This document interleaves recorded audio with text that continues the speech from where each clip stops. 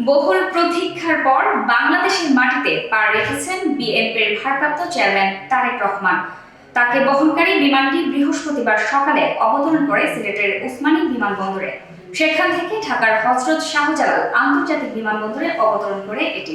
তারেক রহমানের আগমনকে ঘিরে সারা দেশে উৎসবের আমেজে রয়েছেন বিএনপির নেতা কর্মীরা।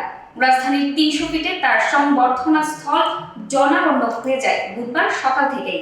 ঢাকার পথে পথে ব্যানার ও বর্ণিল পোশাকে দেখা যায় বিএনপি নেতাকর্মীদের। সারা দেশের লাখ লাখ নেতাকর্মী অবস্থান নিয়েছেন ঢাকার বিভিন্ন স্থানে। রাজপথে তাদের মুখে মুখে ছিল নেতাকে স্বাগত জানানোর স্লোগান। তারেক রহমানের প্রত্যাবর্তনকে কেন্দ্র করে কঠোর নিরাপত্তা ব্যবস্থা নেওয়া হয় ওসমানী ও শাহজালাল আন্তর্জাতিক বিমানবন্দর সহ ঢাকা জুড়ে। বিভিন্ন বাহিনীর সদস্যদের পাশাপাশি মোতায়েন করা হয় ডগ স্কোয়াড। বিমানবন্দর থেকে নেমে সরাসরি ৩০০ ফিটের সংবর্ধনা স্থলে যাবেন তারেক রহমানের গাড়ি বহর।